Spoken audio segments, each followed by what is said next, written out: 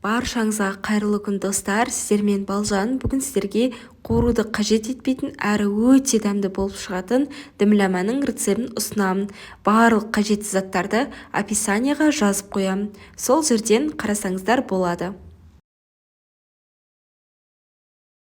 Алдымен құрғақ қазанымыздың үстіне аз мөлшерде сұйық майымызды құйып аламыз. Содан кейін тауық етін немесе кез келген етті осылай жайып орналастырып шығамыз. Оның үстіне пиязымызды орналастырып шығамыз.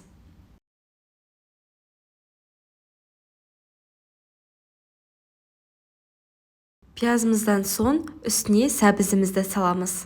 Сәбізімізді салып болғаннан соң картошкамызды саламыз.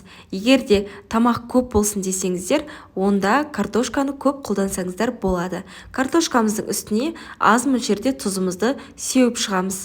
Содан соң картошкамыздың бетін осылай капустамен жауып шығамыз.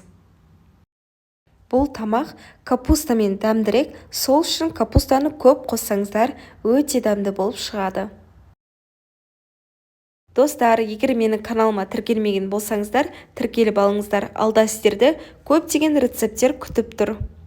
Картошкамыздың үстін капустамен жауып болғаннан соң үстіне қызанақ пен чесногымызды осылай салып шығамыз. Содан соң дәмдеуіштеріміздің барлығын араластырып алып, үстіне сеуіп шығамыз. Енді үстіне 2-3 тал лавр жапырағын және де укропымызды саламыз. Енді үстіне 2 бокалдай суымызды құйып, қазанымыздың қақпағын жауып, газымызге қойып, орташа отта 40-45 минуттай қайнатамыз. Мінекей, тамағымыз осылай қайнайды. Менің тамағым дайын. 40-45 минуттай қайнаттым. Енді тарелкамызға немесе осылай легенімізге салып, дастарханымызға ұсына береміз. Өте жұмсақ әрі дәмді болып шығады. Сіздерге де жасап көруге кеңес беремін. Ал ас болсын.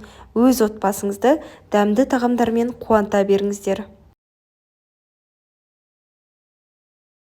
Бетіне сәндік ретінде осылай укропымызды турап сеуіп жіберсеңіздер болады. Егер де видео ұнаса, лайк басып, комментарий қалдырып кетіңіздер.